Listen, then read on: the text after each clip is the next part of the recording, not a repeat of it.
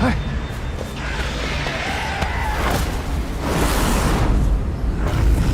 我那个还没有种完呢。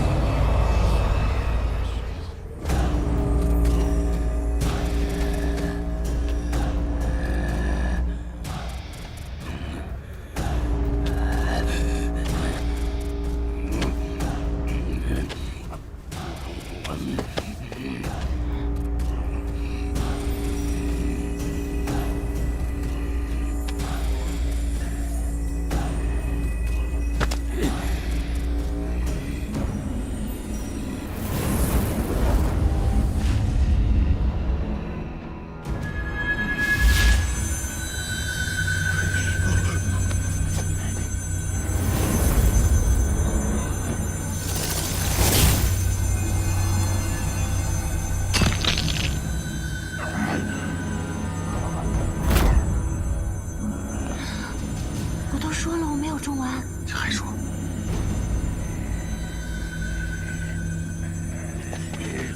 天道壁，日月聚，出杳杳，入冥冥。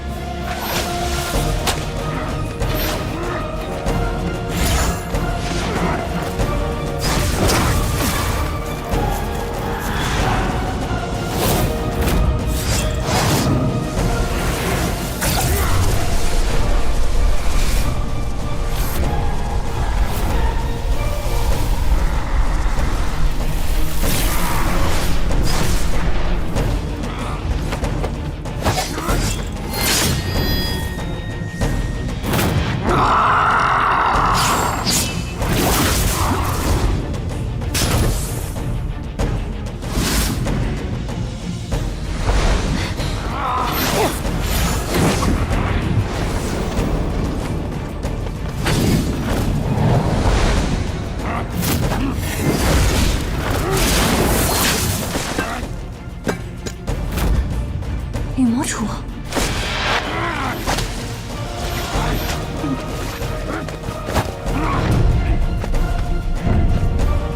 锦觅仙子。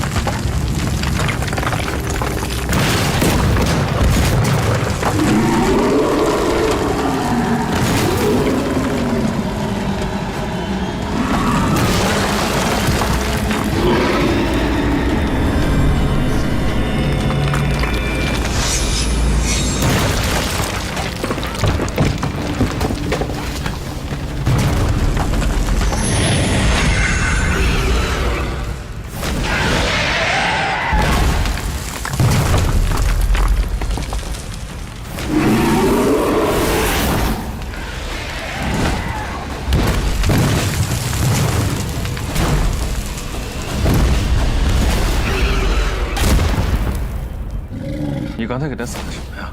仙人掌刺半花粉。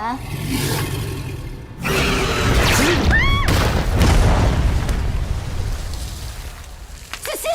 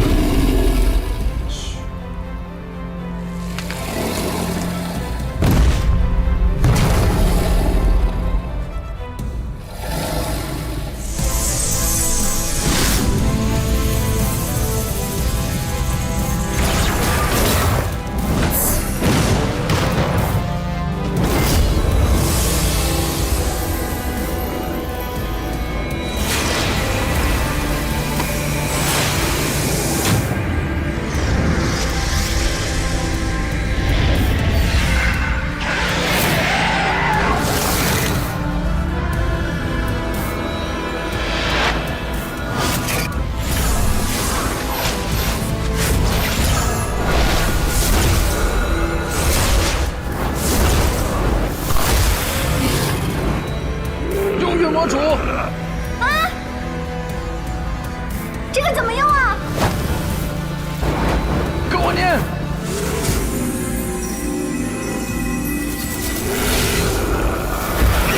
天道壁，日月聚。天道壁，日月聚。出杳杳，入冥冥。出杳杳，入冥冥。魑魅魍魉。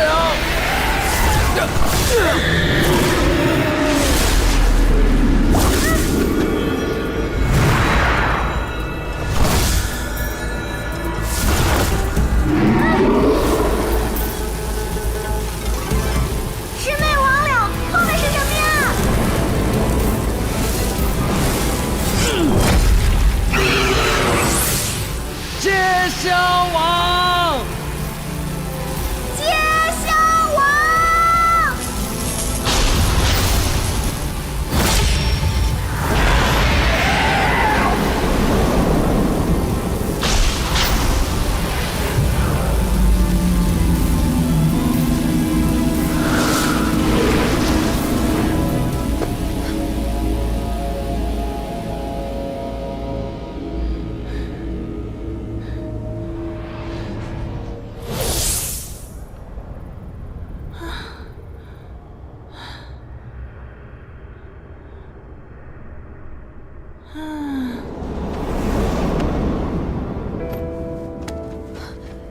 锦觅仙子，锦觅仙子，锦觅，永别了，凤凰，帮我跟长房主道个歉，就说来世是穷奇的血。我知道，我现在是不是已经毒侵骨髓了？你刚才做得很好，封印成功了，穷奇的血毒已经被羽魔杵消除了。啊？啊？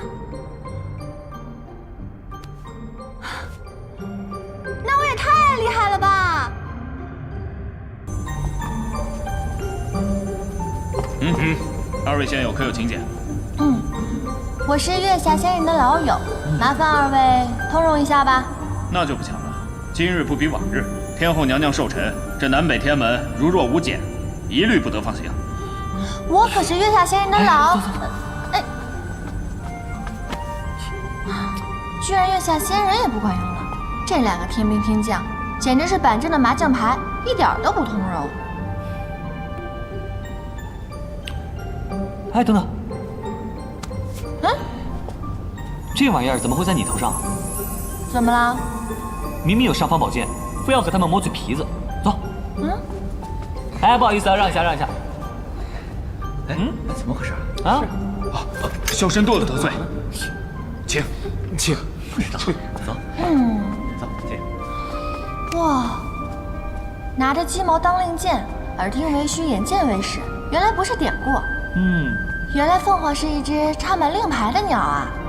这可是火神的心头宝，自然不能够小觑。收好吧，以后用处大着呢。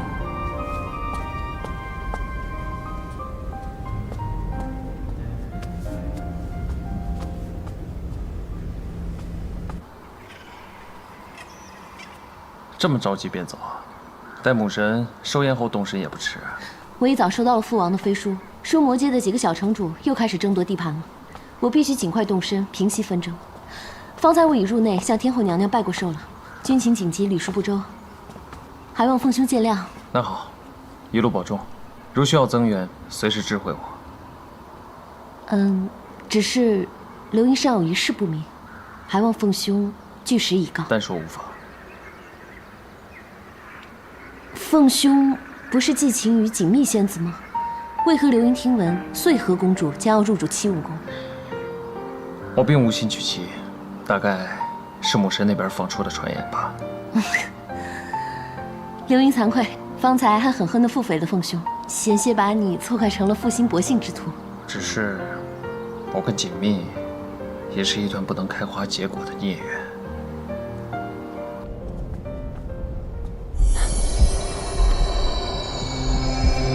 美人，你哪里不舒服啊？不知为何，胸口那儿特别难受。胸口难受，哪疼？哎呀，干嘛？疼不疼你？好像没有那么疼了。我疼。不疼，那走吧。哦。好啊，这大日子啊，请，你也来了，小走，好像是啊，好久不见啊。是啊。好大，这好热闹啊！哎呀，你久居水境没见过世面，今日我就带你来开开眼，好不好？哦，走，坐，快坐呀！这么多吃的啊！要不要吃？你吃，我吃这个。那我吃了。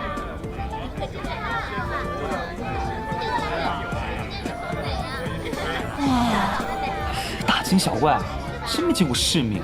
这个是巫山神女瑶姬。瑶姬先生，你也来了。丰润婀娜，最是妩媚，但她腰有1.8尺。太粗了，手上几根窈窕。喏，这个是香水的女婴，弱智仙仙最惹人怜爱。仙子，没事吧？不过这女仙肉食豆腐渣也不太好啊，还是要有几分英气啊。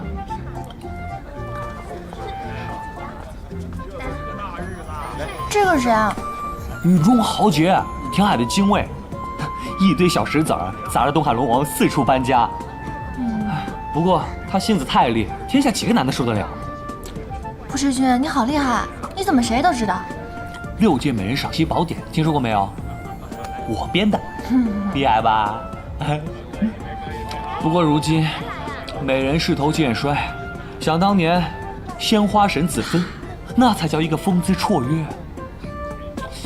可惜红颜薄命。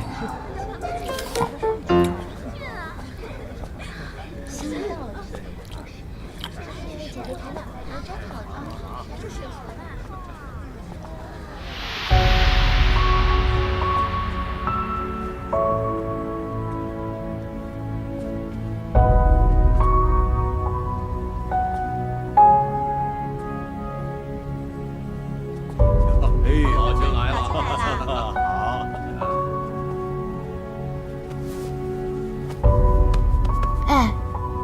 这2位上神是什么人啊？这位啊是水神，那位啊是风神。哎，真是一对怨偶啊！成亲这么多年，却一直是相敬如宾，至今还无所出呢。我觉得那位水神伯伯长得真有气质啊！哎，你眼光真好。他呀，可是占据了10几万年6界美男的头把交椅。只是如今美男迟暮啊。当然啦，主要是因为我颜佑横空出世，所以才排位有所下跌。我也不知道为什么，我看到这位水神伯伯就觉得十分的降火驱燥，而且还很亲切呢。亲切？你开玩笑的吧？水神遁世，性情最冷。你要是说降火去燥，可能是有点儿，但亲切可与他相差10万8千里了。除了花界，天后这次寿宴，真的是天上地下一个女仙也不落。莫非是想借此机会将火神殿下的姻缘也一并给结了？哎，仙友，所以今日是给火神殿下选媳妇儿吗？这位仙友一语中的，正是如此。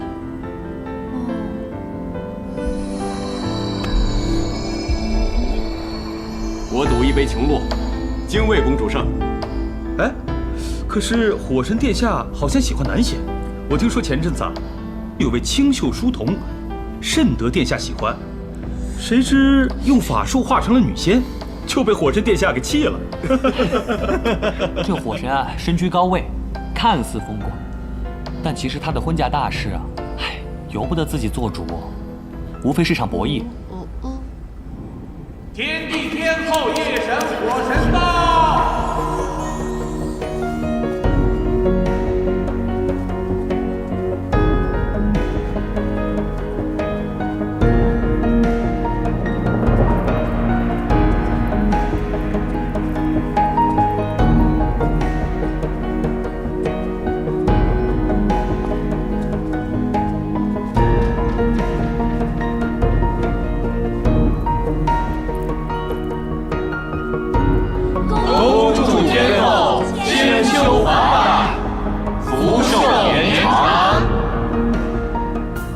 诸位仙友免礼，都就坐吧。今日寿宴，承蒙诸仙赏脸，蓬荜生辉，本座十分欣慰。好，开宴吧。你才答应过我，不再让他靠近锦鲤，言犹在耳，这算什么？真是怕什么来什么，我去支开他。罢了，母神寿宴不宜生事，先定着吧。这只鸟怎么无缘无故又发作了？难道他发现我旷达1000年灵力的事儿了？去，小鱼仙官。奇怪，怎么连小鱼仙官这么古怪？看来天后这个寿宴实在是难为他了。哎呀，吃东西吧，来，吃东西，吃东西。蓝军，告知破军行军，增调2班天兵戍守大殿。是。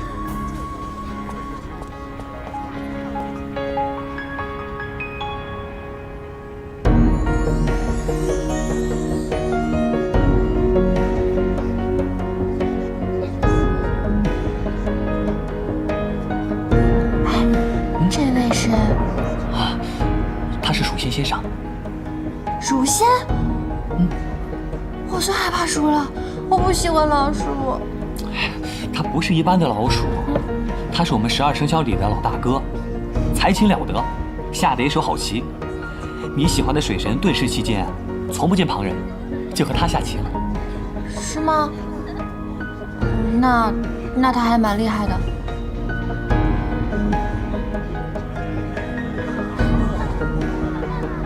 润玉恭祝母神福寿绵长。哎，最近夜神倒是越来越简朴了。今天来赴寿宴，只是别了一根藤条做发簪。本座倒是十分欣赏你简朴的个性。可是，此物看来像是花界之物。润玉回母神的话，此藤不过是只普通的簪子而已。如此俗物，居然能入夜神之眼。此藤是润玉挚友所赠，意义非凡。白玉螭龙簪、玳瑁翡翠簪、花银鎏金簪，这些或许贵重，但对于润玉来讲，断然比不过这根葡萄藤珍贵。今日是母神大寿，润玉认为非此藤不配。地道，小鱼仙官这个朋友地道的很嘛。此藤倒也有些趣味，不知我儿的这位挚友，今日可在席间？回父帝，润玉之友非仙非神，并不在今日的邀约之列。那是有点可惜了。想来，定是一位方外的高人。下次如有宴席，记得要下章拜帖。谢父帝。嗯。小鱼仙官真是机智。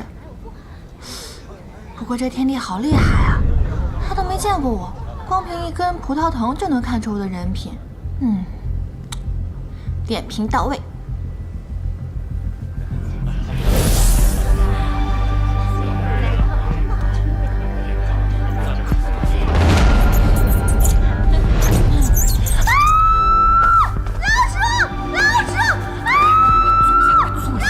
这位仙友为何如此无礼？老鼠！光皇九重天，何来老鼠？哈哈哈！小鼠顽皮，惊扰仙友，冲撞天后，该死该死！你呀！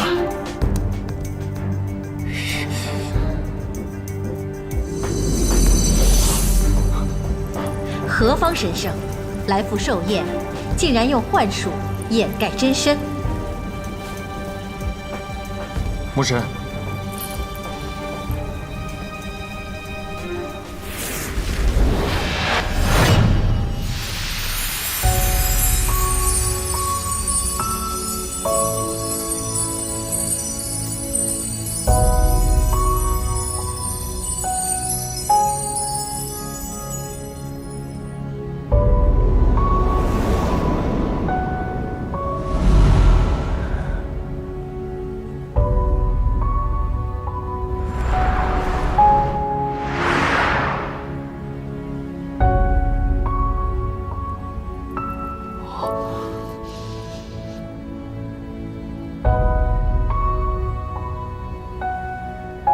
这不是百花宫的子芬吗？保养的真不错呀，越长越水灵了。酒仙，莫非酒喝多了，脑子也糊涂了？子芬已经陨身好几千年了。就是嘛，酒仙，你该醒醒酒了啊！哎呀呀，这不是子芬，这是旭凤的小书童锦觅呀。哎呀，我这姻缘府里的红线团呐，久不打理，都乱成一团了，结得我是头昏眼花，一下子忘了时辰了，还请王兄天后恕罪。锦觅拜见天帝，拜见天后娘娘。锦觅，太像了。不知锦觅仙子在何处修仙？哎呀，王兄未免闭塞些了吧？蜜儿可不就住在凤娃的七蜈蚣里吗？说起来还算是凤娃拉扯大的呢。不知我儿从何觅得这般姿色的仙子？哦，蜜儿是凤娃拾回来的。哎，不是，狐狸仙说反了，是我把她给拾回来的。说来惭愧，在下不才，救过二殿下3回性命。可是那位以夜幽藤相赠，几次三番救火神于危难之际的锦觅仙子，正是。天地明鉴。这么一说，本座跟陛下倒要谢过锦觅仙子救命之恩了。天后客气，惭愧惭愧，举手之劳嘛。不知锦觅仙子何处拾得巧遇火神？水晶之中。完了，我这一交代，周风中肯定会把我从天界捉回去的。锦觅仙子可是花仙？非也，在下是一个果子精。果子？在下是个葡萄。不知锦觅仙子仙龄几许啊？4000多一点点。哎呀，兄嫂替旭凤觅良配的心情，丹珠是感同身受啊。可是，人家小姑娘面皮薄，问话呀要婉转些嘛。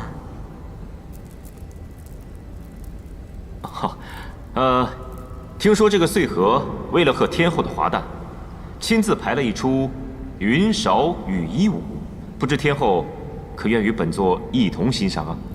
好啊。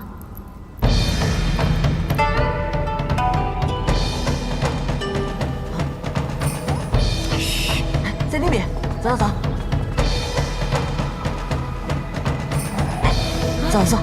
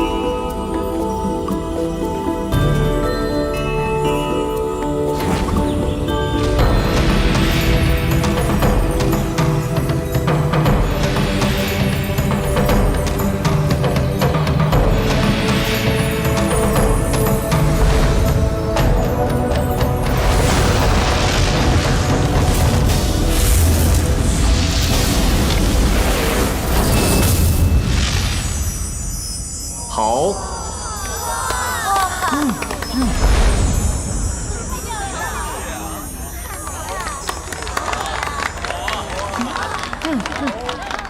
穗禾携鸟族诛仙，恭祝天后娘娘上寿无极，长乐未央。穗禾有心了，旭凤若有穗禾一半贴心，本座也就心满意足了。承蒙天后抬爱，女儿家无用，哪比得上火神殿下？征战6界，勇武无双。我们本就是一家人，平常多走动走动，别疏远了才好。到旭凤身旁坐下，跟旭凤坐在一起，也方便与本座说话解闷儿。是。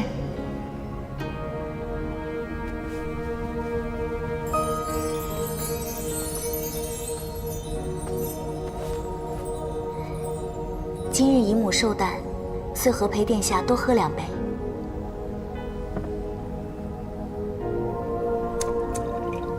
蜜儿，看着心里酸不酸，痛不痛啊？哎，果然酸了。不酸啊，我只是觉得他们俩这个样子好眼熟啊。陛下，你看看他们2个坐在那儿，像不像在我的偏殿里悬挂的那幅画“春雨霏霏，丽影成双”？我记得那幅画上面还提了个应景的名儿“珠联璧合”，是吗？啊，对对对，我想起来了，就是珠联璧合。我记得这幅画在《天香图册》里面有过。原来孔雀仙跟凤凰离修过。你胡说什么？在下没有胡说，在下只是想跟公主切磋灵修的诀窍，好共同进步，长长灵力。你当这里是什么地方？满口污言秽语！雷公电母，在，将这小妖拖出去，给我诛了！且慢，且慢。母神今日寿诞，与民生灵恐有不妥，望母神三思。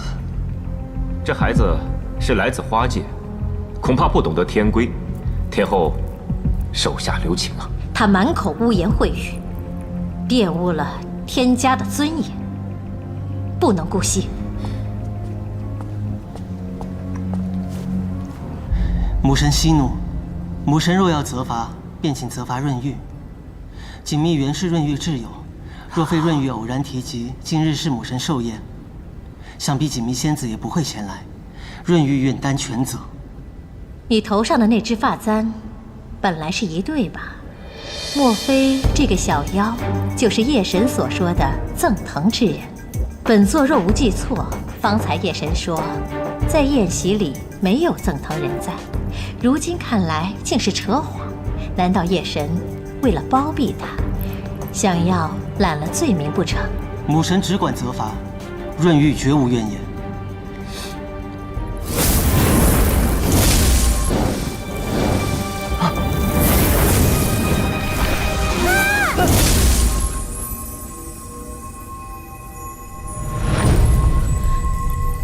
环帝凤翎啊！没有想到凤凰这根羽毛还能当护身牌啊！徐凤，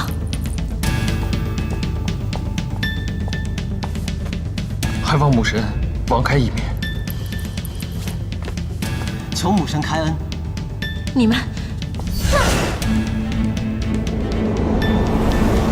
大胆蛇蝎！雷公电母，给我追！遵命。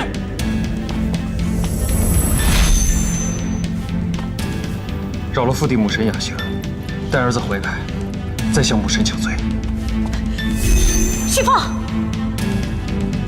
润玉之责，岂敢让火神承担？润玉这就去将功补过，回来领罪。润玉告退。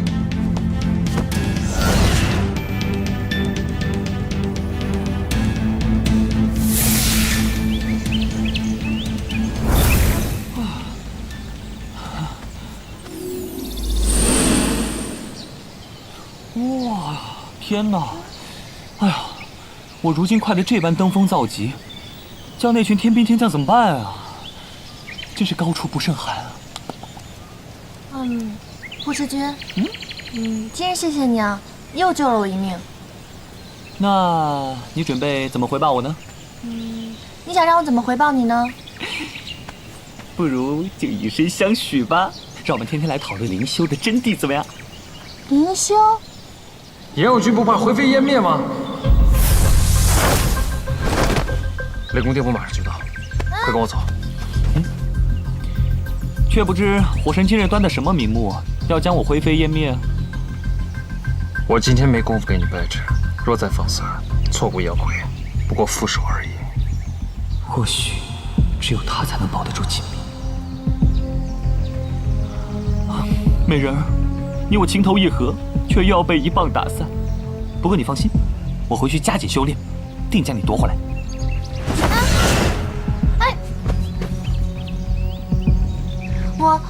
我去寿宴，只是想偷吃一个桃，长长灵力而已。你不会把我抓回去，给天后问珠吧？问珠？我的环帝凤翎只此一只，将它留给你，你还不能明了我的心意吗？就算你我注定相往背驰。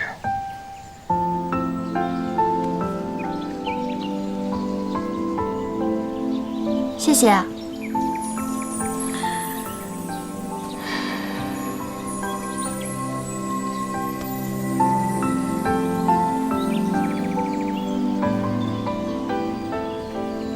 带上这凤翎，让他替我佑你平安祥和。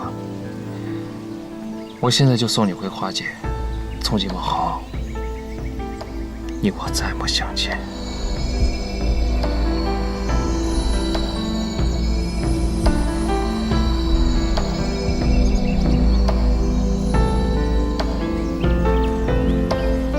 锦觅仙子，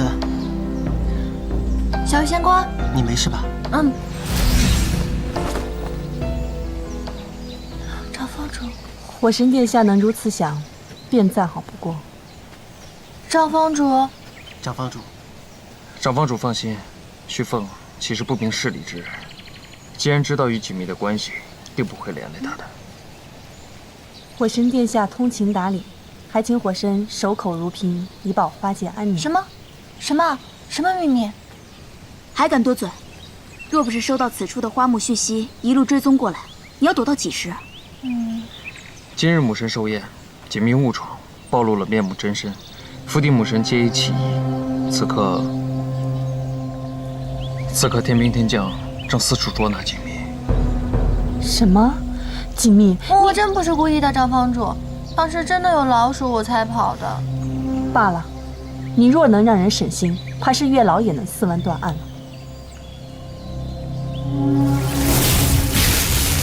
参见殿下。天后发旨，还望殿下行个方便。锦觅乃我花界精灵，无论犯下何事，自由花界法度制裁，岂容外人随意折辱。天界36位天将，100万天兵，若我没记错的话，没有一位隶属于天后所辖。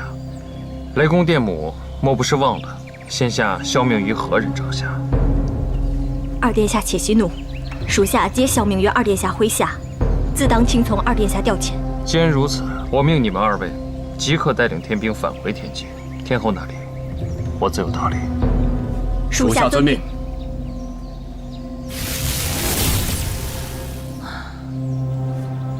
2位方主，是小神擅作主张，闯入水境，将锦觅接出。如今生出诸多是非，还望2位方主恕罪。天界2位尊神连番闯我花界，火神之由我等尚且知晓，却不知夜神是何意图。锦觅仙子活泼烂漫，喜欢新奇事物，如今却被诸位方主拘束在水境当中，未免有些憋屈。润玉乃锦觅仙子友人，本意只是为其解缚。怕是另有所图吧？火神尚且直言不讳，夜神的心思何不直言？润玉心中坦荡，自问从无做出任何逾矩之事，于友人2字问心无愧。2位方主，你们别再怪小玉仙官了。小玉仙官是一位好龙，我喜欢。你说什么？我说小玉仙官是一位好龙，我。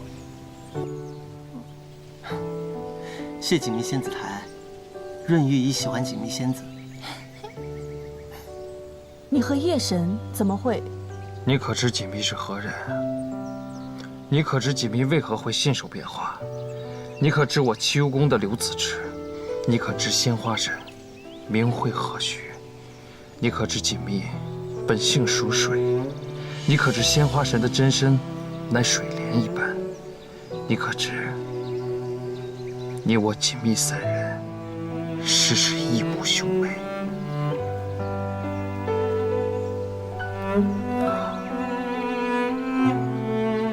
天哪，我一颗葡萄哪来这么多鸟兽亲戚啊？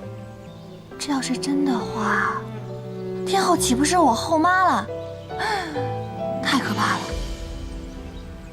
无妨，就算我们3人是兄妹也好。锦觅仙子，我问你，除了我，你可还喜欢旭凤？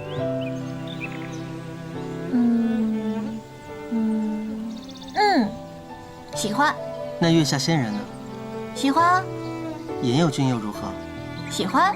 西吴宫中的仙士了天和飞絮呢？喜欢。不知长方主又如何？如果长方主以后别对我那么凶的话，我就会更喜欢了。罢了，你这没心没肺的。如果你还想要你这条小命，就赶紧跟我回花界吧。不要。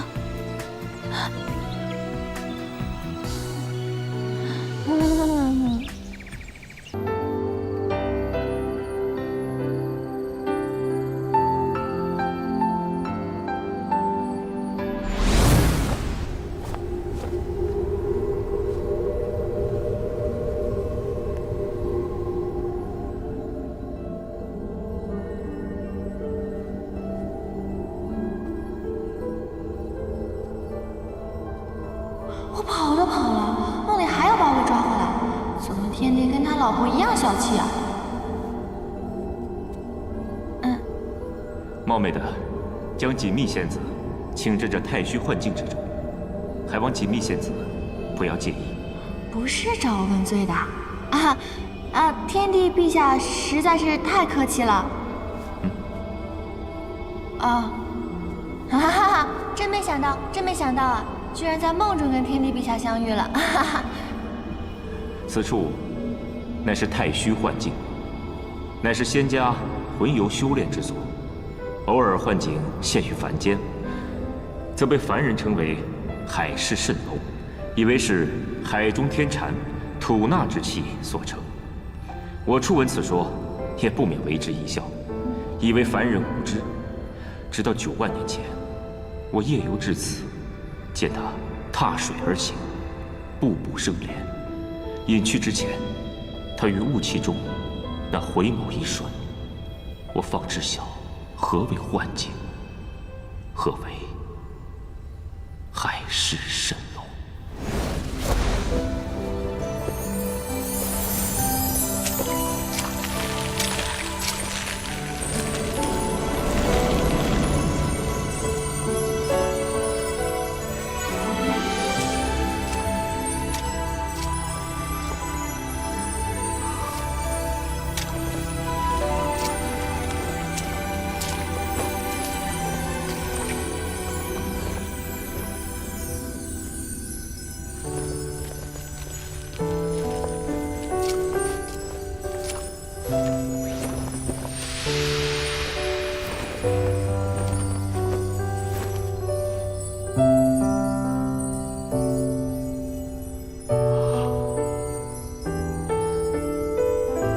小神天界太微，敢问仙子芳名？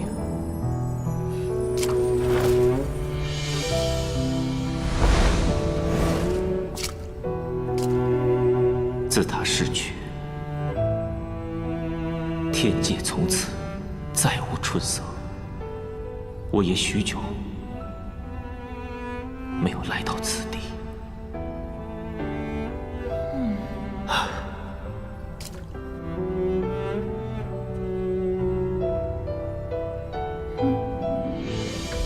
真是想。方才在那朦胧雾里面，我险些将你认错，但仔细一看你的容貌，又没有一处相似。他不爱笑，我与他相识9万年，见他展颜，也不过10次，偶尔一笑，也是转瞬即逝。他不像你这般春光明媚，甜如蜂糖。若非我，他这9万年间，断然不会只有这么一点点笑容，也不会就这样在疗寂中终了此生。唉，世人已矣，还请天帝陛下节哀顺变。天界与这太虚幻境已于4000年寸草不生。听闻锦觅仙子可以信手栽花，你不妨在此种些青莲如何？怎么突然就扯到种花了？不愧是凤凰他爹，思维都如此跳跃发散。听凤凰的意思，他好像也是我爹。理当尽孝。好。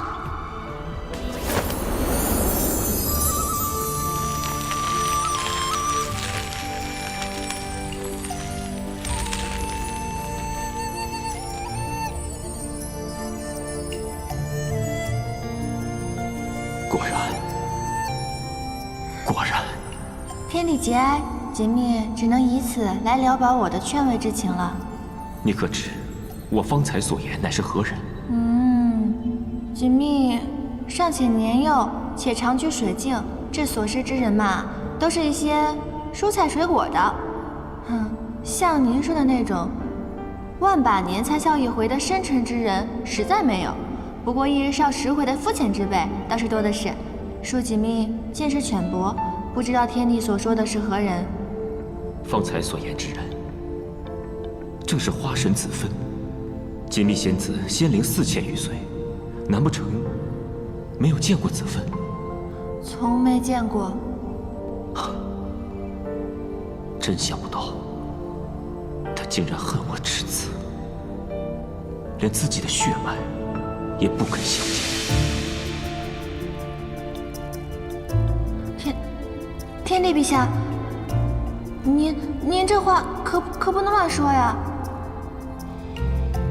这梦做得太奇怪了，天帝好端端的，为什么要进入我的梦中呢？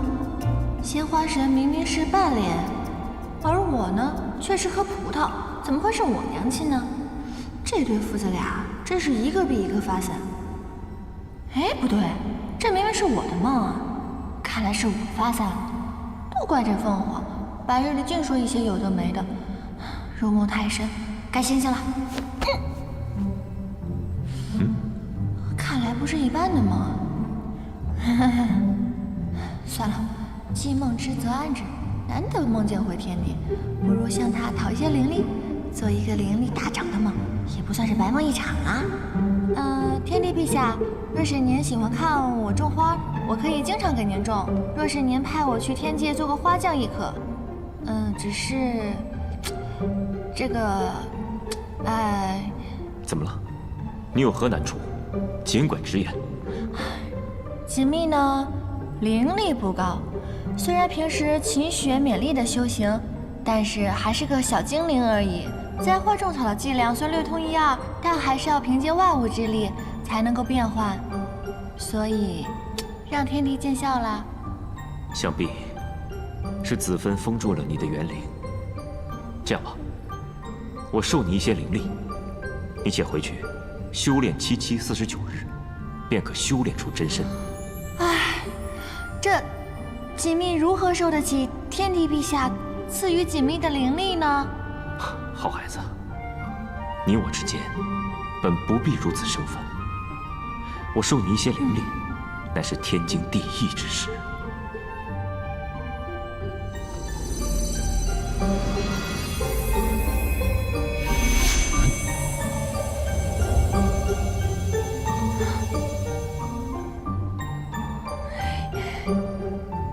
多谢天帝。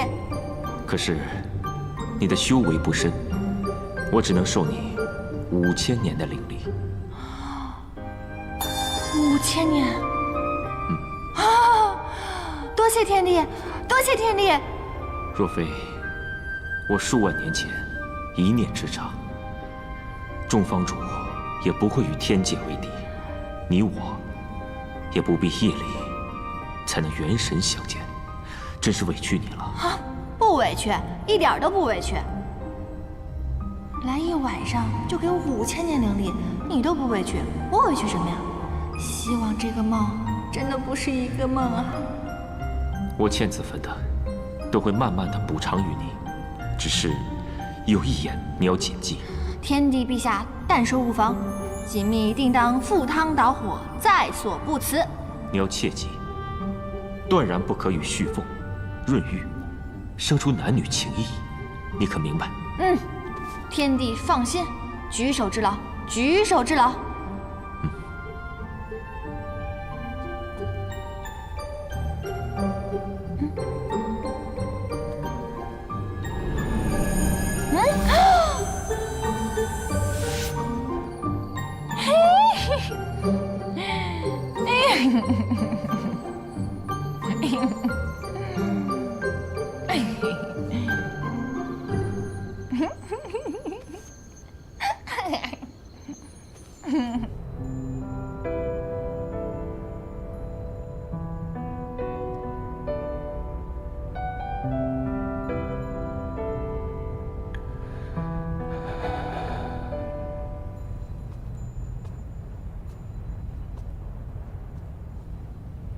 是在享天后寿宴上出现的葡萄精灵吗？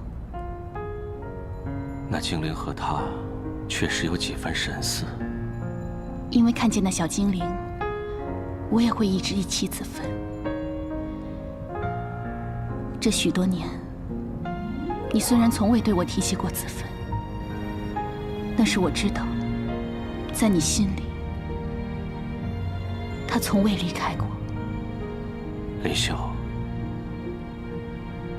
嫁给我，委屈你了。我并非怨你，这些年，你与我相敬如宾，岁月安然，我已知足。只是看到你心结未解，难免替你难过。林兄，若是想他了，就去看看他。好。好了，时候不早了，早点休息吧。你也是。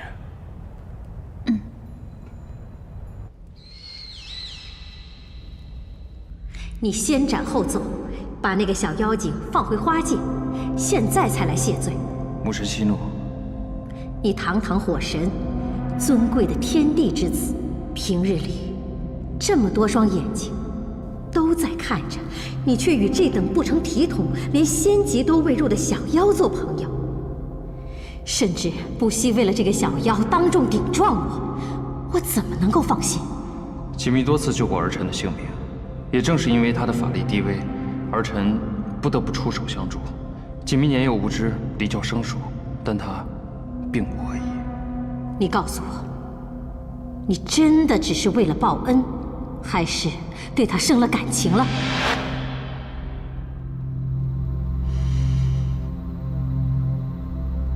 没有。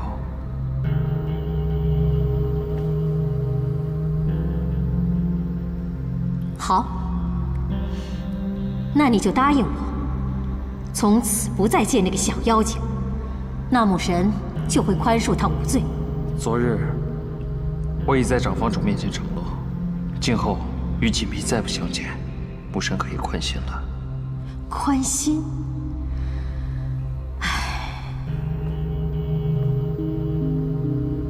只有你真正的当上天帝，统领天界，与穗禾成婚生子，母神才能真正的宽心。母神又多虑了，儿臣还要赶到教场练兵，先告辞了。若不是我多虑，你能有今日这样的地位？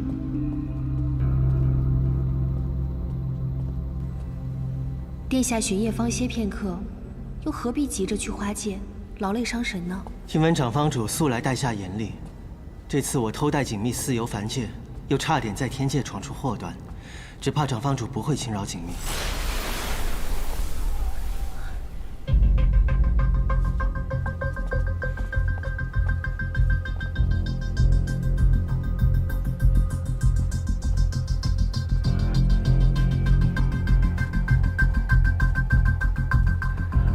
我要去趟花界，你们就不用跟着了。是。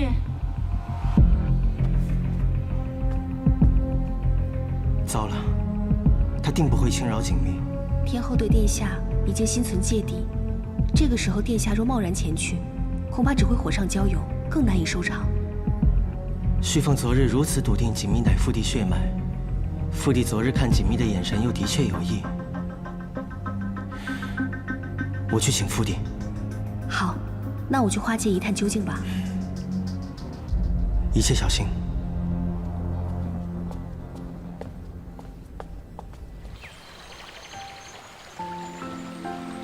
果子精锦觅，此番冒充鲜花神后人，得了天地5000年的灵力，连大人不计小人过，不会怪我吧？我不知道您喜欢吃什么，如果您缺什么的话，可以托梦告诉我。锦觅上刀山下火海，一定会把您伺候得好好的。在这里，我就先谢过鲜花神啦。如此天上掉馅饼的好事儿，其实应该跟大家一起庆祝一下的。不过我不在天界，只能找扑哧君一起来庆祝啦。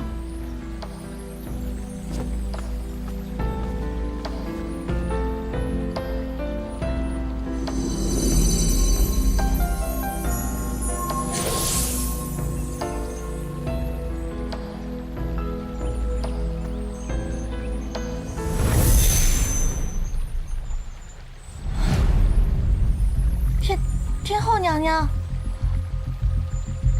我之前小试牛刀能换来扑哧君，没有想到我现在的灵力大涨以后，居然换来了天后娘娘。天后娘娘，您这是干什么呀？在你死之前，我教你一点规矩。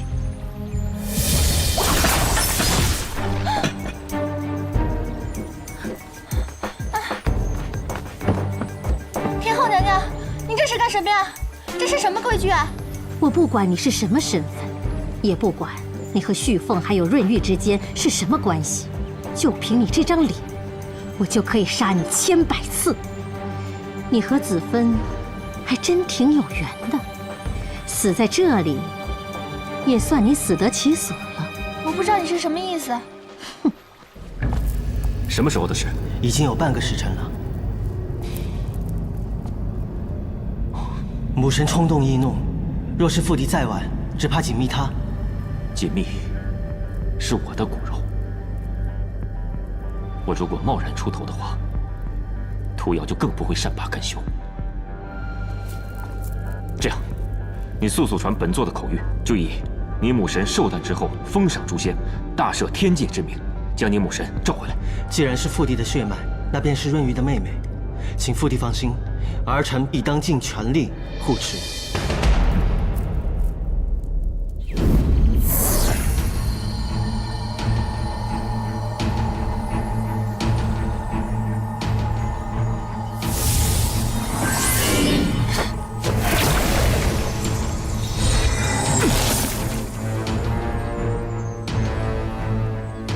水神先生，你不知道尊卑法度吗？不去诗风不语，倒来干涉我干什么？洛林当然知道尊卑法度，只不过本神与仙花神乃是故交，今日特地前来墓地祭拜，却不料看到这个孩子，险些被人夺了性命。哼，我来处置一个小小的花精，与你有何干？锦觅乃是花界精灵，既然是在花界，唯有花神与长方主有资格论罪。子芬已经仙逝，在子芬的墓前对一个低阶精灵下此毒手，天后于心何忍？你口口声声说什么尊卑法度，说白了，不就是为了一个子芬吗？你这么做，只是为了这个小妖精吧？因为她跟子芬长得有点像，是吧？不管于公于私，洛林都无法坐视不管。你认为你能管得了吗？母神让润玉好找啊。小雨仙瓜，见过水神先生。小雨仙瓜，救我！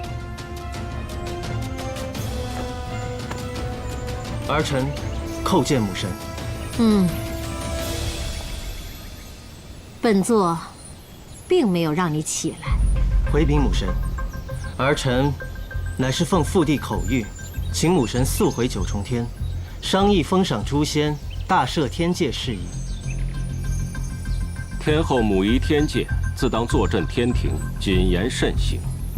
倘若惊动了众方主，闹到天帝那里，恐怕会有损天后贤良仁德的名声。好啊，夜神现在翅膀硬了，越来越厉害，竟然敢拉帮结派，和我作对了。儿臣不敢。母神，请吧。哼！水神先生，锦觅仙子，告辞。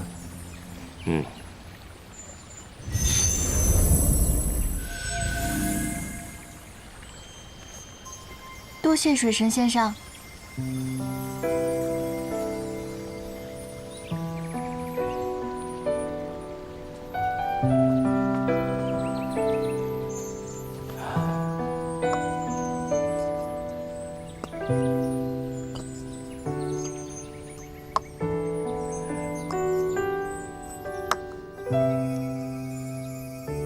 锦觅仙子可是在为子芬守坟？不过就是一点小心意罢了。锦觅，锦觅，繁花似锦觅安宁，淡云流水度此生。这是子芬生前挂在案前的2句诗，是我亲手为她抄写裱挂的。没想到，子芬尚有一丝血脉流于世间。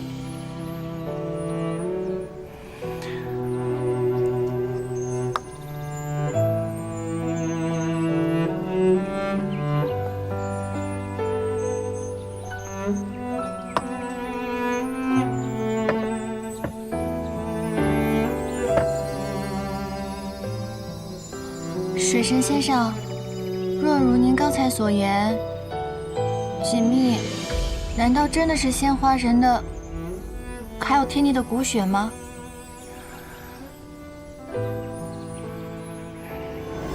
哎呀！哦，蒲世君，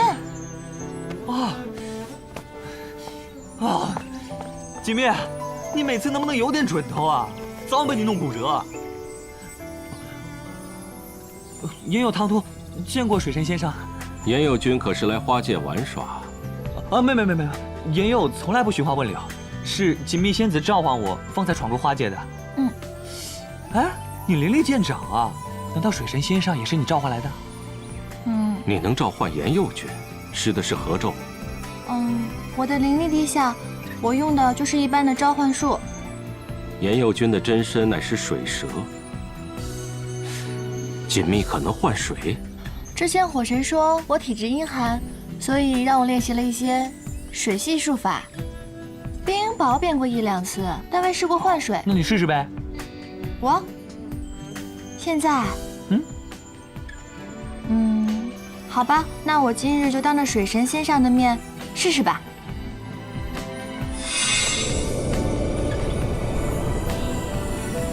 换。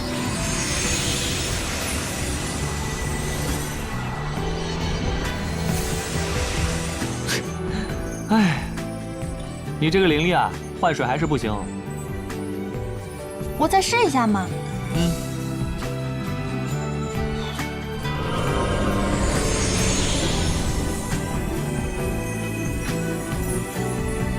换。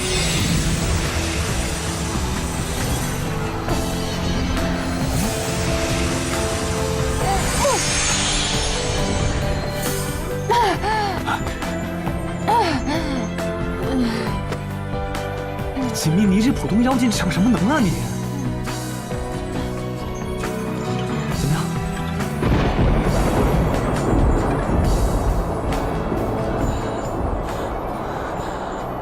好大一坨云，好黑一坨云啊！锦觅，赵方主，水神仙上，锦觅这是怎么了？你们看，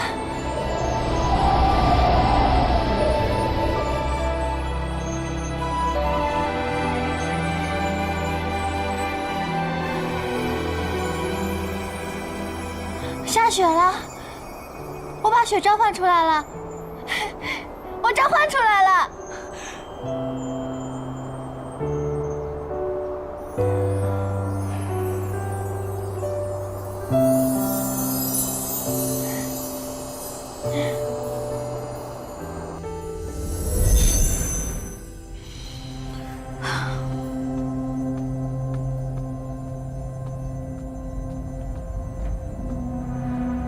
殿下，今日为何水神也去了花界？好像是去祭拜鲜花神的。本来天后想对锦觅仙子痛下杀手，毁花神种，没想到水神仙上及时赶到救了他一命，甚至不惜顶撞天后。水神向来淡泊世事，不至于物。这2次见到锦觅的反应，也未免太过反常。我再去花界看看，天后若再有动作，速来报我。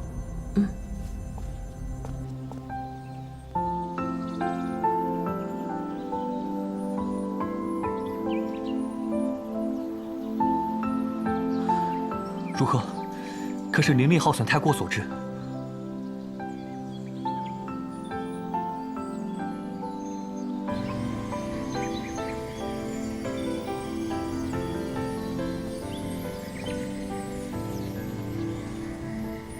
刚才那场大雪是锦觅召唤的，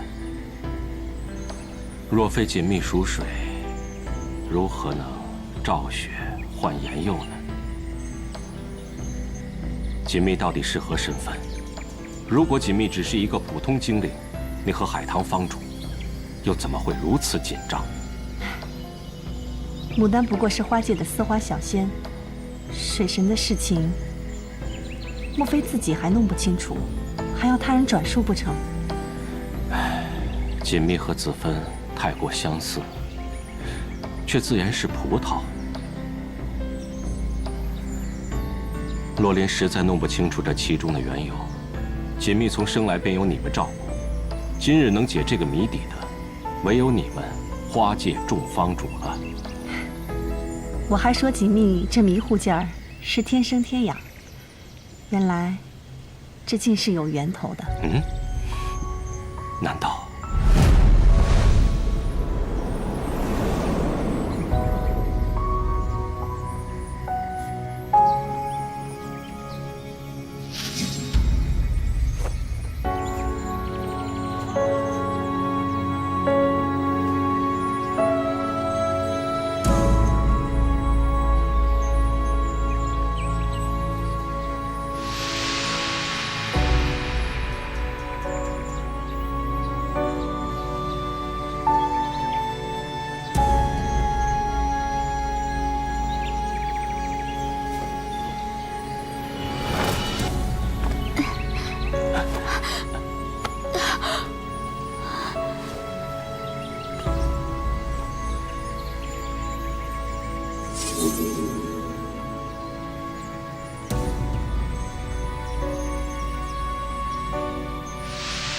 难道锦觅真的是？水神问我也没用。牡丹有所言，也有所不能言。我等花界方主曾向主上发过毒誓，若有半分泄露，愿自毁元神谢罪，望水神见谅。锦觅体内真气大乱，水神是否渡了灵力于锦觅？这是本神初次私见锦觅。锦觅体内灵力底蕴深厚，且行走霸道，以我之力，并无法消解呀。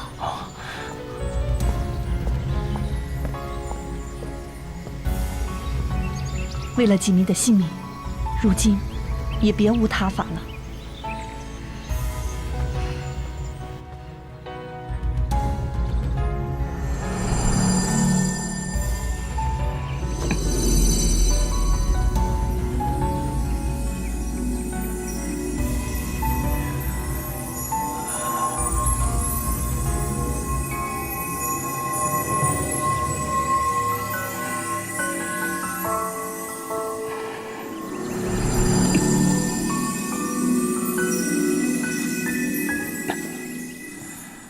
如何？锦觅体内火阳之气甚旺，不知是谁给他渡了这么多的阳气，冲撞了他的阴寒本性。今日若非我在此，恐怕性命堪忧啊！多谢水神先生。若是锦觅出的丁点差错，我等如何向仙花神交代？锦觅，原来是我的骨肉。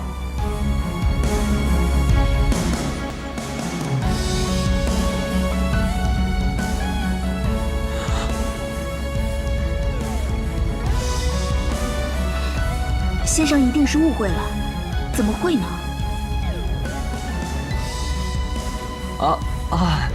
那什么，既然锦觅性命已经无碍，那我就不打扰各位叙旧了，改日再来探访。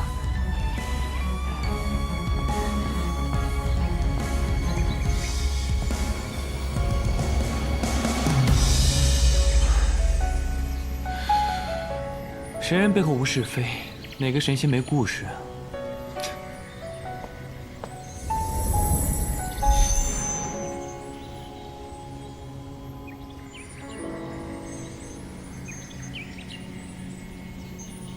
此刻没有外人，你们也不用再瞒我了。我知道你们在子芬面前发过毒誓，我也不会为难你们。方才我已经探过锦觅的元灵，你们想瞒也瞒不住。我只问你们一句：锦觅可是在霜降临世的？嗯，果然。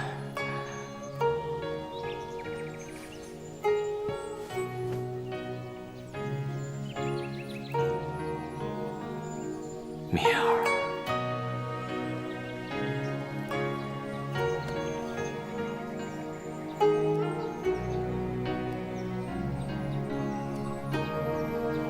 这4000年来，我都没有尽过一点做父亲的责任。子芬离魂天外，我有何面目去见他？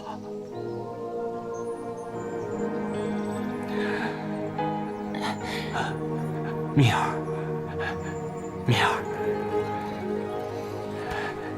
爹爹扶你。来，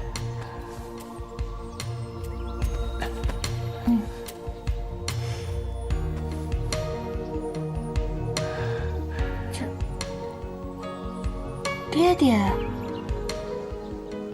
先生，您认错人了吧？是爹爹我没有照顾好你。你若不愿意认我，我也绝不会怨你。不是锦觅不愿意认您，是先生您认错人了吧？我就是一个普通的果子精，天生天养的，我就算是想坑蒙拐骗，也不敢找您碰瓷儿啊，是不是？傻孩子，你怎么可能是果子精呢？方才我已经探过你的园龄了，你确实我与子芬的骨血无疑。子芬，哪个子芬啊？偌大的6界，谁敢不要命撞这个名讳？鲜花神，我是鲜花神的孩子。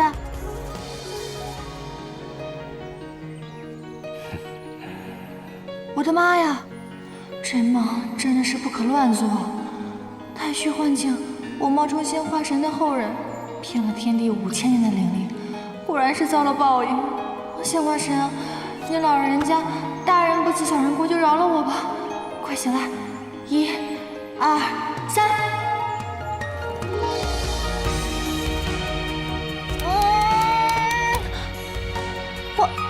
我不是在做梦，这是真的。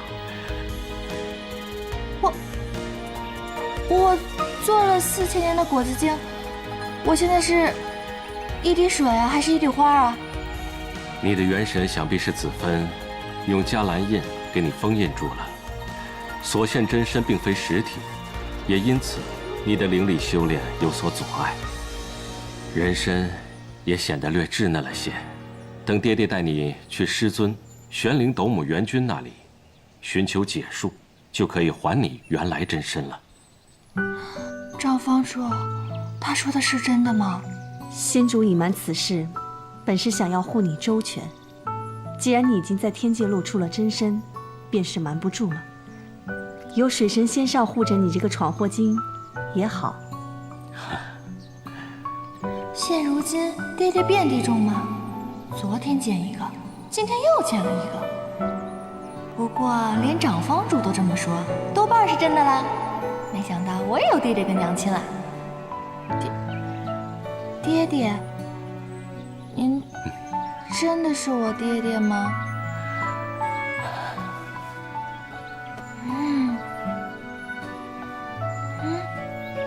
爹爹带你回家，日后爹爹绝对不会再抛下你了，让你一个人孤苦伶仃。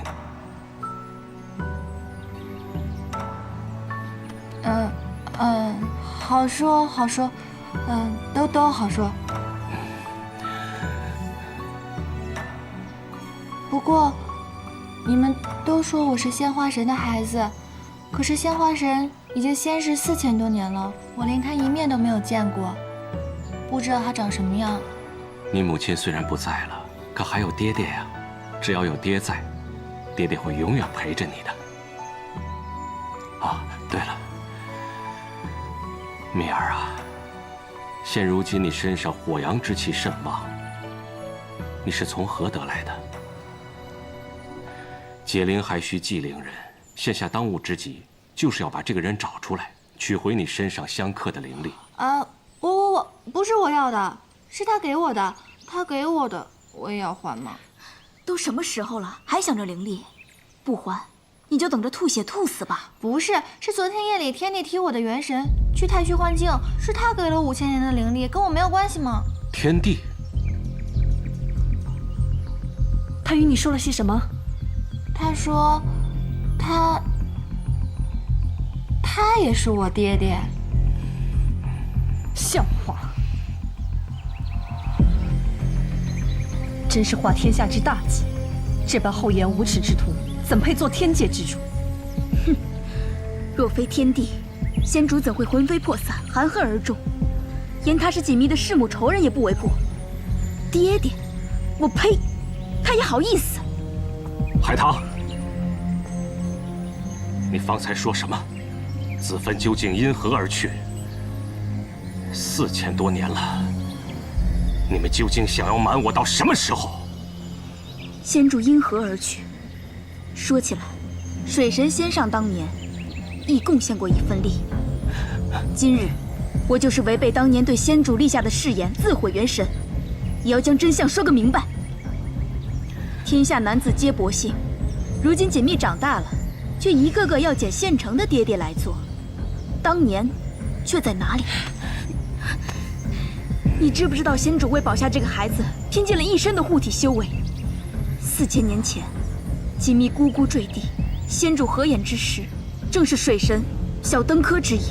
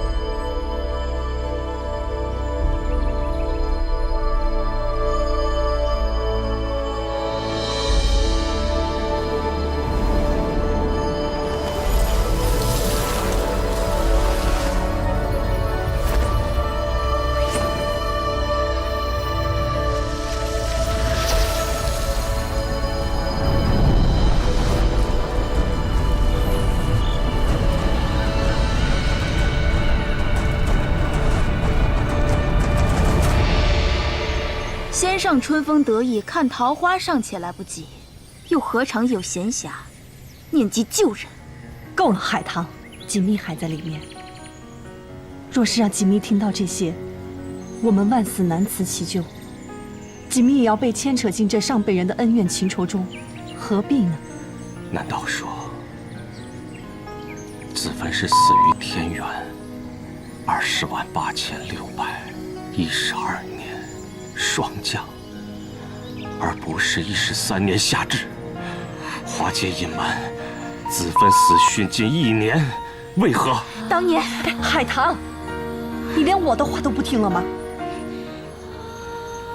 众房主当年都向仙主立过誓言，仙上就莫要再逼问了。2位房主，今日小桃桃找回爹爹，千万莫再让他伤了心。现在就进去陪陪他吧。如果仙上想要叙旧的话，与我老胡叙叙便是。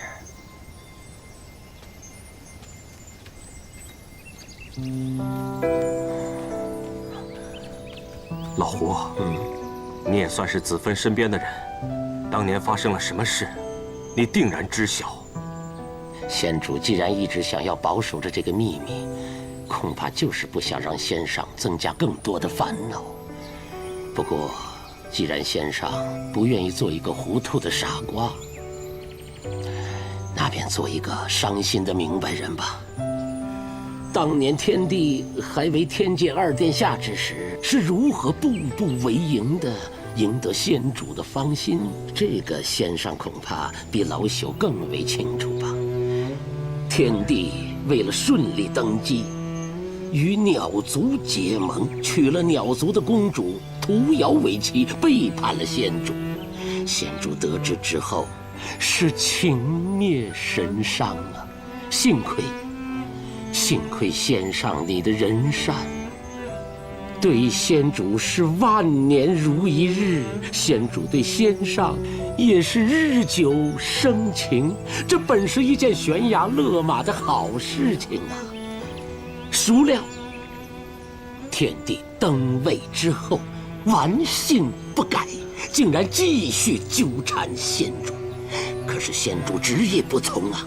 那天帝他便恼羞成怒，强行玷污了先主。他竟敢对子芬用强！可先主当时并不知道，已经怀上了锦觅，恼怒之下，便去了忘川。姑娘。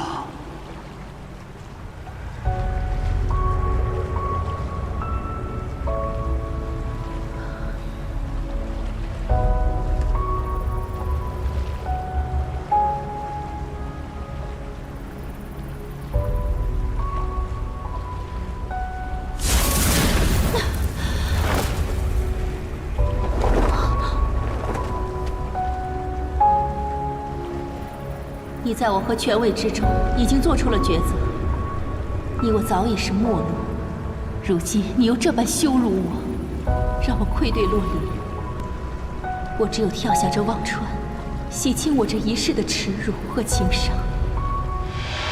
先主欲饮忘川之水，忘掉烦恼，被天地阻拦。先主欲跳入忘川，甚至自毁元神，又被天地施法拦截。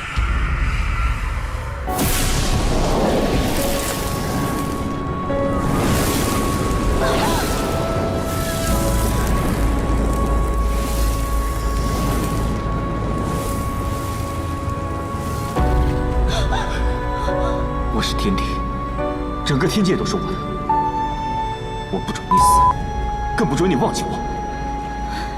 放开我！放开我！放开我！天帝将先主拘禁于七武宫中。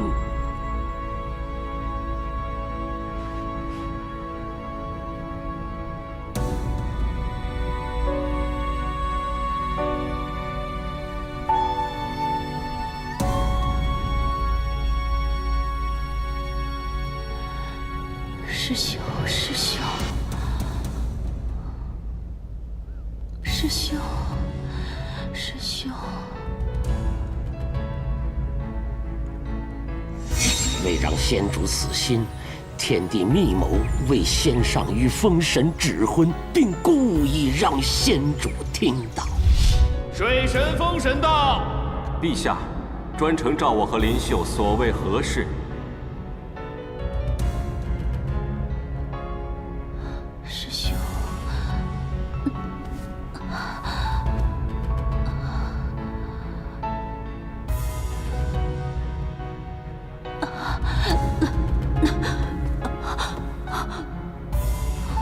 洛林心中早有所属，虽然不是他心中所想，但是洛林早已决定，非他不娶。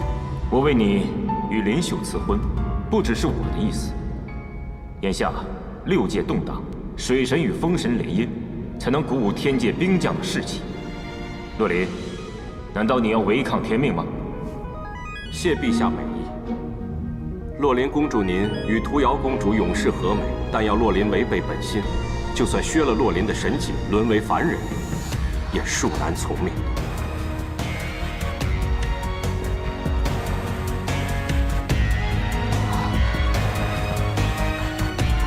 陛下息怒，林秀与洛林、子芬同门修炼千万载，情同手足，实在是不能夺人所爱。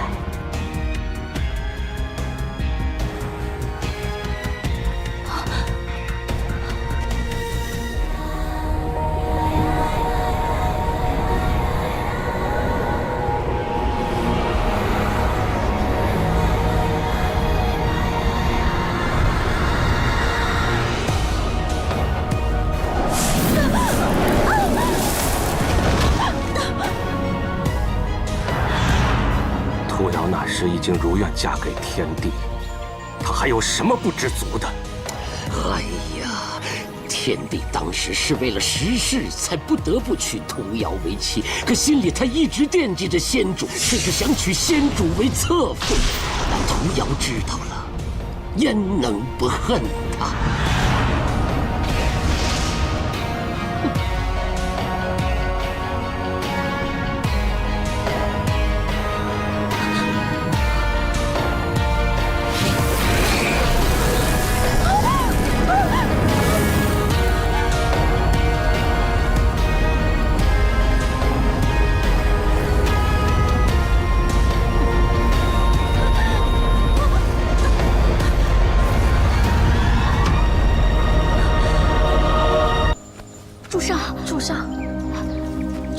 主上，你怎么伤成这样？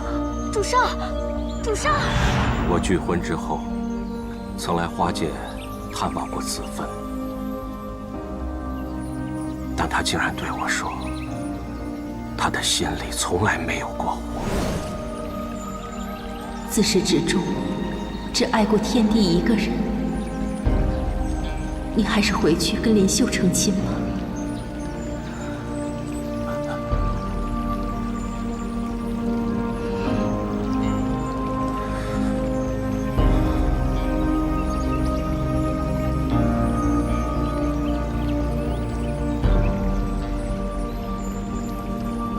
仙主陵园屋内也被毒火焚烧至重伤，他自知时日无多，便冷言冷语地对仙上，希望仙上能够放下他。我想与子芬一生白头偕老，然世事无常，没了子芬，何谈称心美满？锦觅幼时护世，孤苦伶仃，我又怎能原谅自己？我定要手刃那毒妇，就算神形俱灭，也要为子芬报仇。是这一意。仙主元神俱灭，就算你为他报仇，他也不可能往生。况且，仙主的遗愿就是希望这花界太太平平的，莫再有冤冤相报。仙主怕小葡萄像他一样，耽于情事，郁郁而终，所以令众房主严守这个秘密，让葡萄终日以男装示人，10000年不得逃出这个水境，并由老夫我时时看管。本以为小桃桃这辈子能快快乐乐，无忧无虑，谁想到天意弄人呐！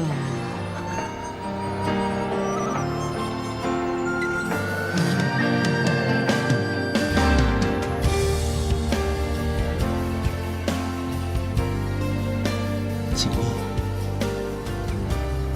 竟然是你！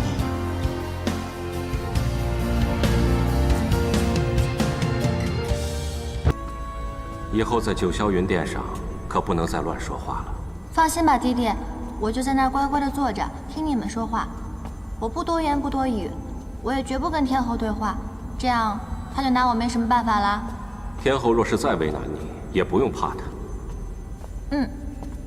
水神先生，水神先生，蜀仙。水神先生，这是去往何处啊？啊，带小女去一趟九霄云殿。啊，这是小女锦觅，蜜儿，快见过蜀仙先生。先生好。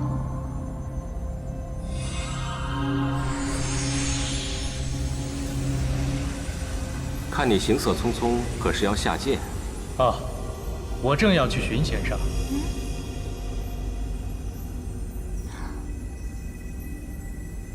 蜀仙寻我，所为何事啊？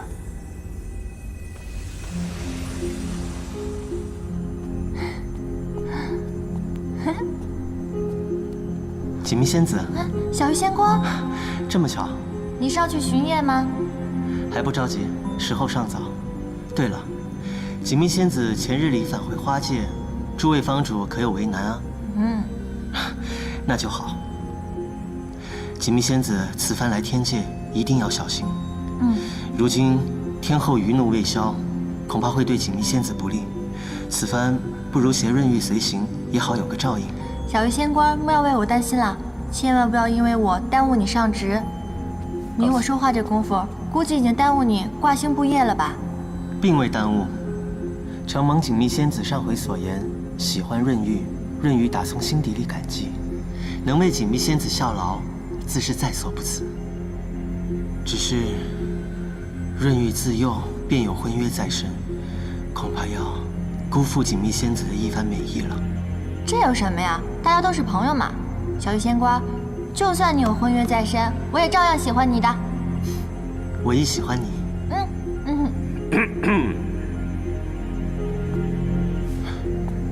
润玉见过仙上，适才大意，不察仙上神迹，还望仙上见谅。润玉不知仙上何时来的，但想必听了些许方才我与锦觅仙子的对话。哎，小鱼仙官，润玉在此向仙上请罪。小鱼仙官，不知夜神何罪之有？本神愿闻其详。润玉大罪，罪在不应该背负着附地于水神仙上为润玉所立婚约，却对锦觅仙子动了感情。润玉虽非大贤大圣之人，但也不持三心二意之言。既然润玉与锦觅仙子已经互生情愫，日后便只能将心交与他一人，断然不能再与他人成婚。如此，势必要违逆于水神长女的婚约。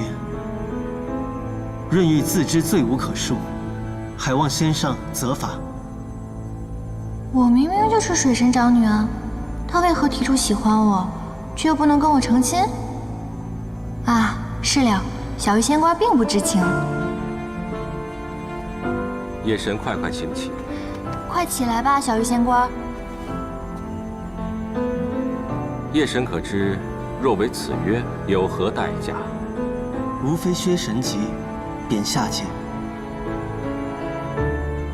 如果能与锦觅仙子相守一生，放弃这天界浮华，又如何？啊，那万万不可！下界凡人命如沧海一粟，区区几十年，白驹过隙，却经历生老病死之苦。为了蜜儿，夜神不惧。得成比目何辞死，愿作鸳鸯，不羡仙。润玉心之所向，九死不悔。好，今日夜神之言，本神记住了，希望夜神不要忘记。蜜儿，走吧。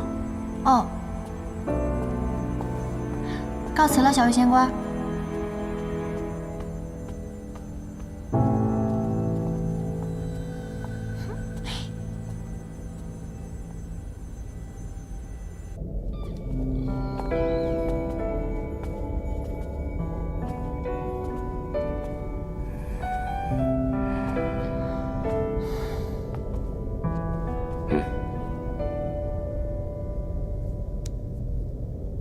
别怕。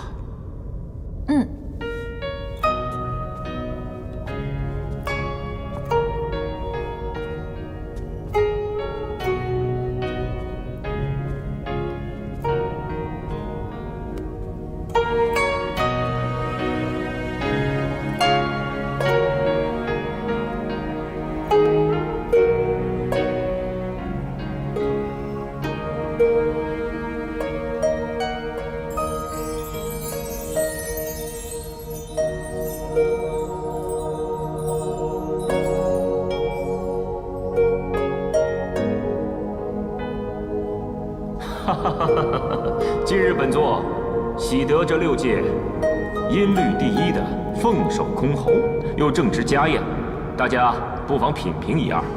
难得我儿文武双全，又抚得一手好琴。我从旭凤小的时候便教他，琴道乃大自由之境界。如今星辰日月江海，人情世故百态，旭凤皆能信手拈来，化之为琴。只有我儿才配得起这6界第一凤首空空。天后教子有方。启禀陛下，水神先生求见。好，水神颇懂音律，正好让他品评一下。快快有请。是。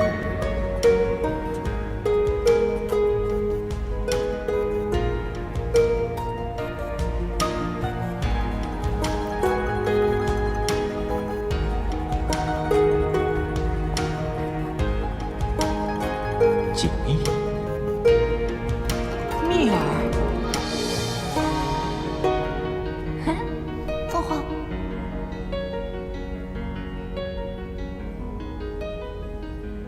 水神，你这是什么意思？九霄云殿岂是精灵之辈随便踏入的？水神，莫非是有要事相商？不如各位先行散去，改日再异想天籁。且慢，也不是什么大事，只不过想请天帝收回小女身上这5000年的火阳相冲之力。小女，正是。锦觅乃是我与子芬之女。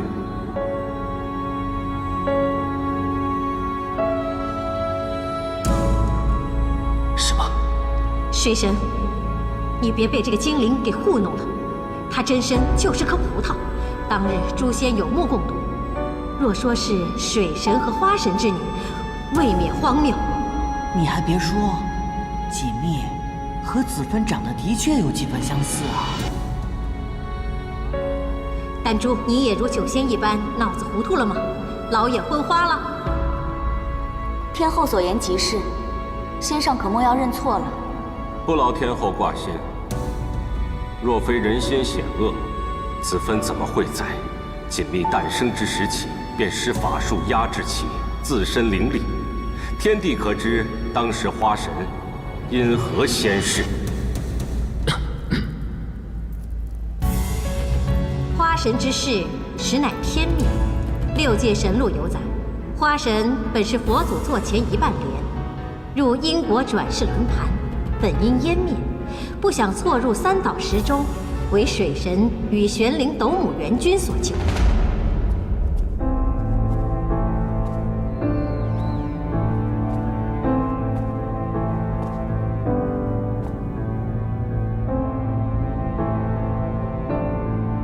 一旦踏上大殿，便回不了头了。天后早在旭凤涅槃失踪之后，就深深忌惮于我。若真与水神结下姻亲，天后绝不会坐视不理。况且，况路以为，为了自己心爱的人，哪怕遇到一些误解与阻碍，也是值得的，不是吗？我心下有数。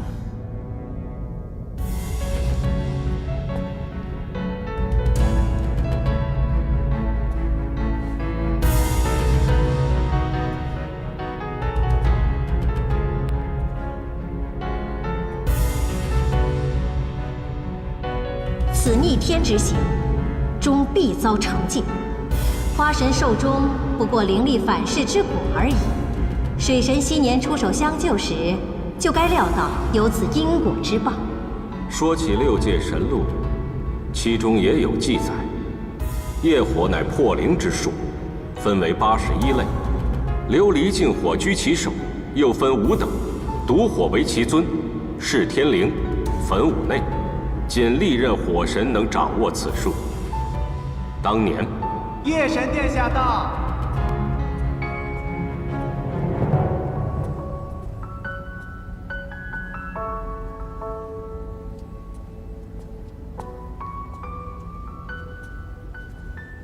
润玉见过父帝，见过母神，见过水神仙上，任玉婉儿不必多礼。听闻父帝近日得了上古绝音，凤首箜篌，润玉不兴挂业，故而来迟。如此看来，果然是错过了一场精彩的表演。平生汉事，又多添一桩。水神，可知锦觅真身为何？水神若不告知，那本座又如何解其火灵呢？锦觅生于霜降之夜，能栽花换水，体质极寒，真身乃是一片六瓣霜花。霜花，夜降朝市，来去匆匆无踪迹。这轻飘飘的，倒不如那葡萄富态可爱啊。锦觅仙子，不知水神仙上所言，究竟是为何意？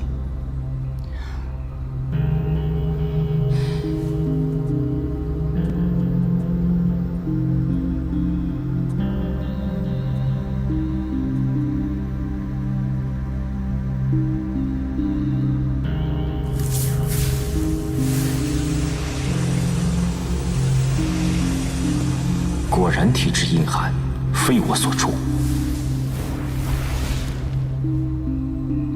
真是太可惜了，5000年的灵力啊！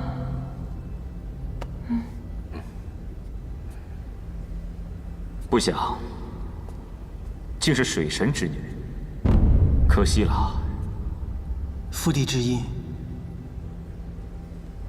莫非锦觅仙子是仙上之女？锦觅就是水神的长女，也是你未过门的妻子。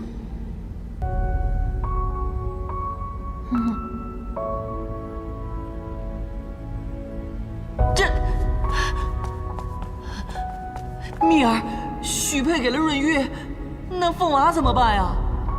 认爹爹套餐吗？认爹爹送丈夫，还得买一送一的？谢父帝恩典，多谢水神仙上。小鱼仙官为人最仗义，与他相处倒是自在。可是，蜜儿，你愿意吗？你要是不愿意的话，旭凤，成亲嘛，好说好说，谢谢天帝跟爹爹的恩典。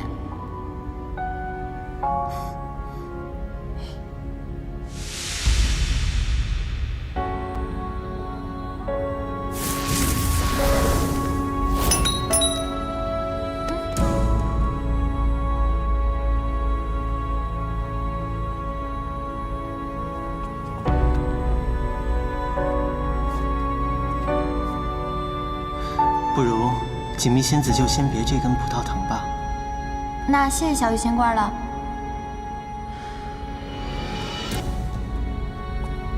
听闻前段时间火神在凡尘不慎遗落这环帝凤灵，不想竟被锦觅仙子错失。现在也该完璧归赵了。这个本来是我捡的，不过这件凤凰已经送给我了。旭凤，你还不快点收好！今日可真是个吉日。如今水神仙上得女归，夜神得妻正，火神失误返，真是可喜可贺，三喜临门呐！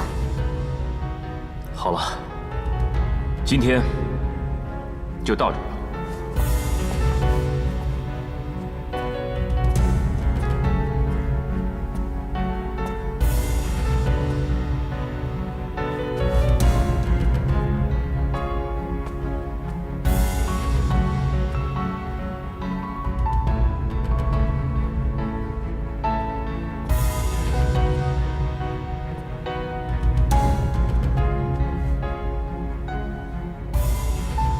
送出去的东西，岂能有收回之理呀？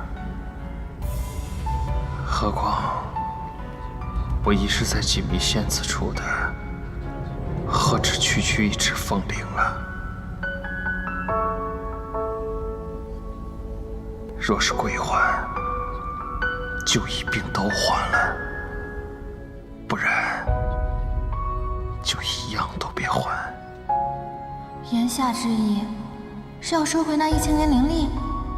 不行，刚刚才失去5000年灵力，不能再雪上加霜了。我不还，一样都不还。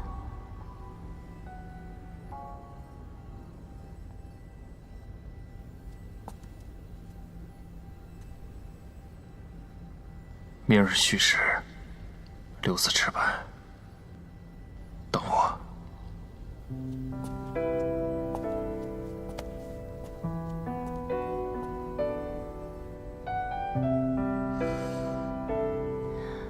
爹爹，我怎么觉得做了水神爹爹的女儿，好像大家都没那么欢喜？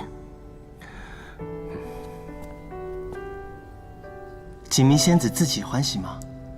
嗯。